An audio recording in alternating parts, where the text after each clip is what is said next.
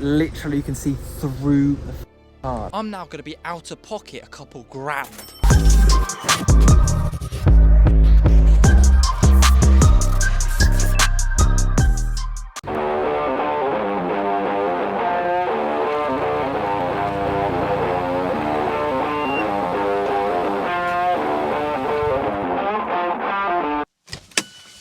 Oh, shut up, you little.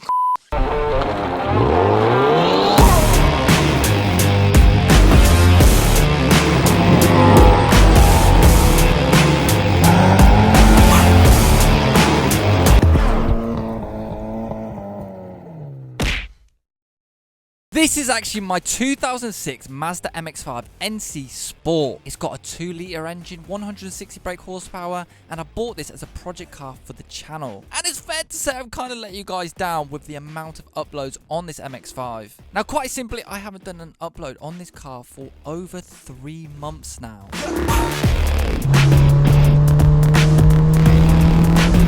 So then, why hasn't this piece of shit rust bucket not been on the channel?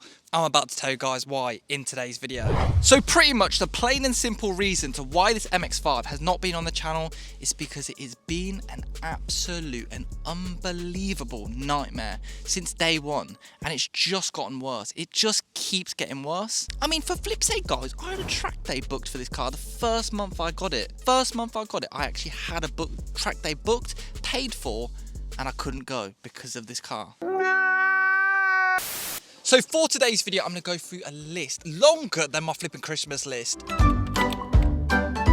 of things we need to fix on this MX5 to get this back on the car and to get my main goal of getting this on track.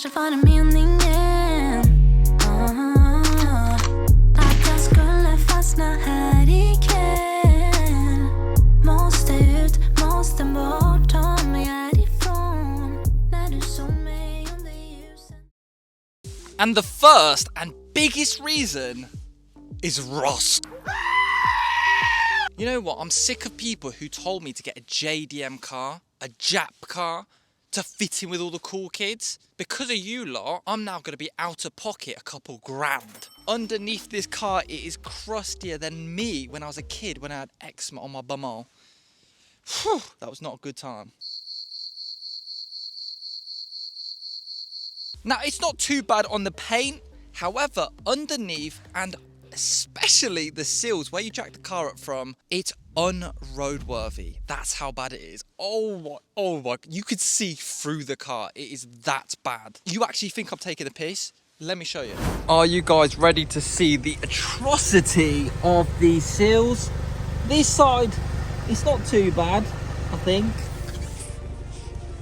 But it's actually the other side, which is absolutely atrocious. I mean, but underneath here, it's pretty terrible. Yeah, as you can see, literally you can see through the car. That is why I have to get the seals done first.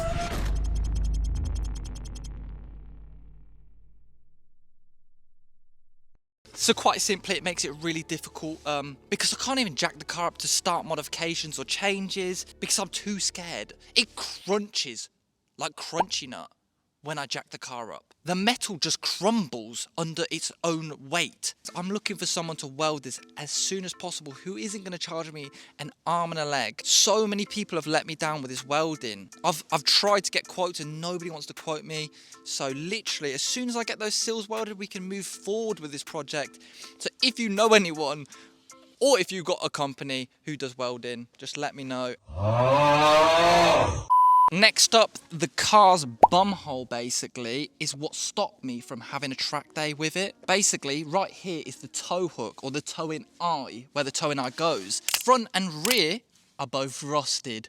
What would you guess with a JDM car, Ray? Honestly, even the tow hooks rust. Both front and rear have actually rusted, and to get on track, or this specific track, you have to have front and rear tow hooks, which I couldn't do. So those specific tow hooks basically stopped me from going on track. I could not get in, like I couldn't. If my car dies on track, there's no way of them getting me off track basically, so it stops the whole day. fuck's sake, man.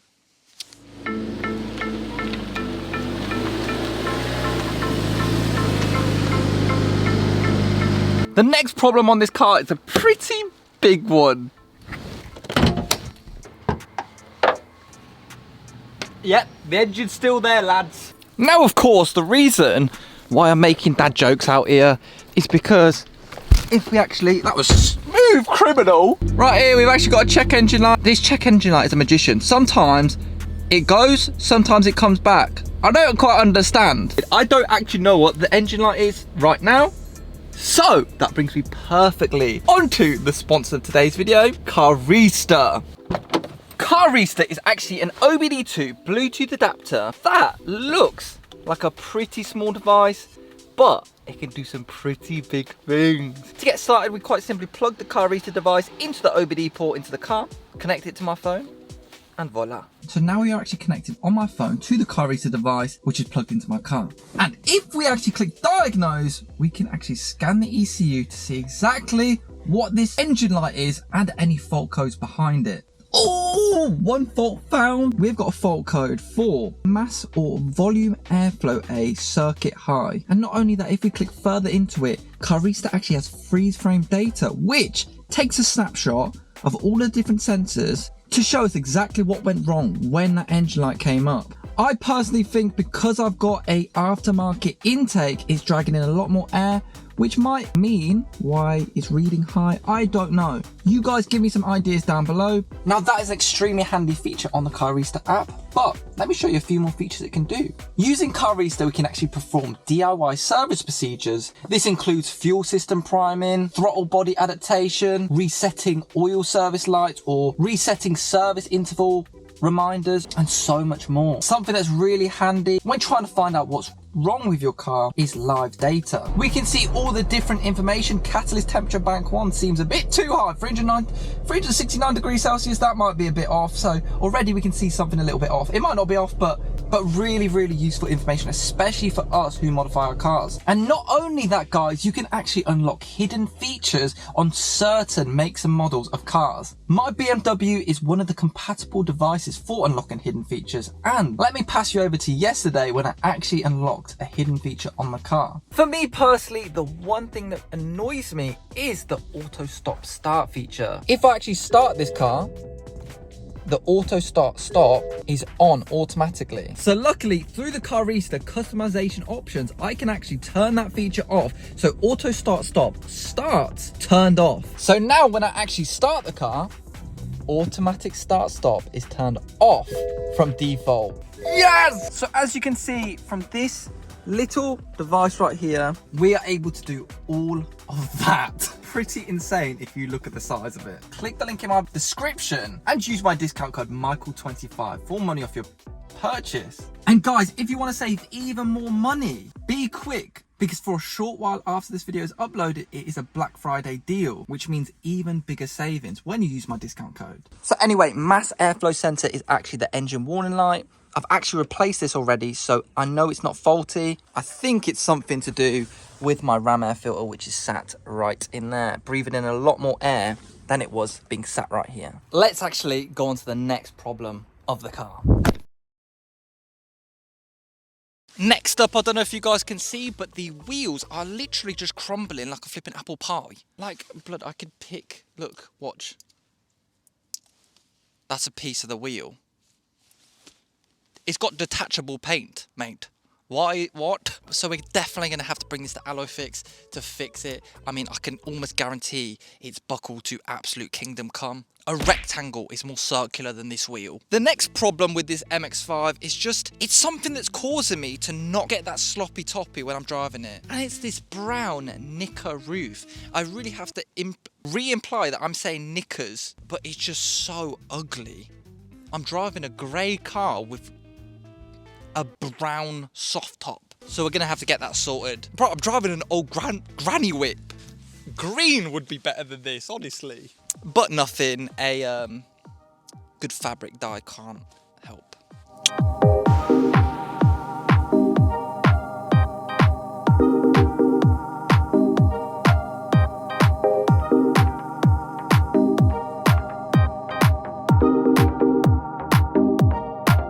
quickly another couple faults. Car has central locking, but the buttons don't work, so I have to manually lock and unlock it. Bruh. Because the buttons are so mashed up. Oil definitely needs changing. You can see in there how gunked up it is. It is absolutely disgusting. Bruh. Also, very simply, the headlights are very cloudy. Don't know if you guys can see that, but they're very cloudy, so they're definitely going to need to get restored. This one looks like when you've just woken up and you literally can't see a thing because you've got all the gunk in your eyes. Madness. The right speakers are all fine, but the left speaker, the big one down there, is actually blown, so that's going to need replacing.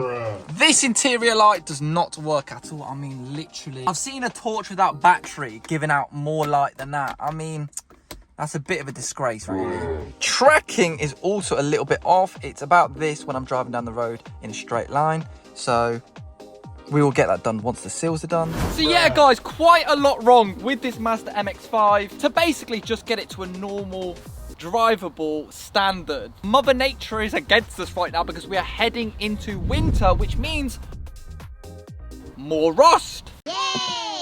Now, some people might be wondering, why don't you just sell the damn car or scrap it? This is my baby, guys. Honestly, this is the first rear-wheel drive car I've ever had, and it's by far the funnest car I've ever had. I mean, come on, I did my first donut in this car, like.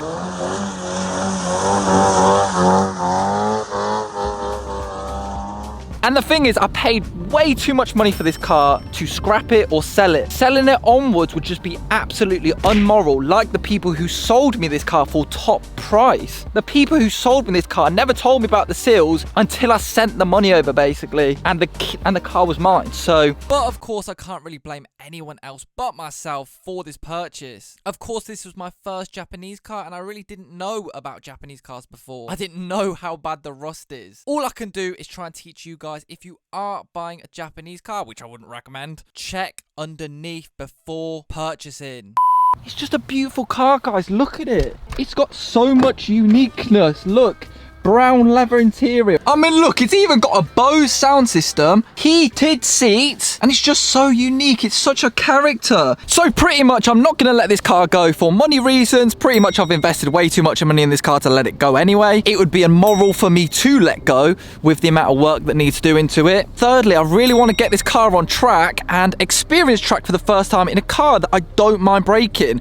If this car blows up on track, it's nothing compared to the BMW M240i blowing up on track. And fourth reason is it's just too flipping fun to drive. Let's take it out. Let's take it to my friend's farm so I can actually show you guys how this car drives.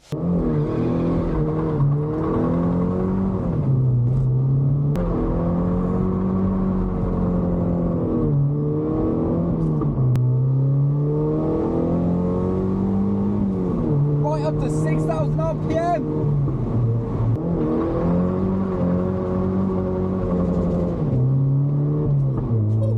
So guys, hopefully you guys want to see this car be restored to the best of my possible ability within budget to keep this MX-5 living on just that little bit longer. And guys, right, not to even mention, right, I had so many problems that I've sorted so far on the MX-5. So off camera, right, there was a leak in the passenger footwell, and every time I broke, it sounded like the ocean was in my passenger footwell. It ended up there being a little drain that was clogged by leaves, and because the drain was blocked, it was actually leaking inside the passenger footwell and making an absolute mess of it. I also had a problem with the thermostat, which is on this side. It was actually permanently open, so I had to replace that. So yeah, guys, hopefully you guys understand why it has taken me so long to get this MX-5 back on the channel. But once those seals get welded, I hope that we can get this project going and back on track where it belongs. So yeah, guys, hopefully you guys are excited for the new chapter, and hopefully we can get this MX-5 back on the channel. So anyway, thank you guys so much for watching. Hopefully you will be seeing this MX-5 soon back on the channel. Ooh.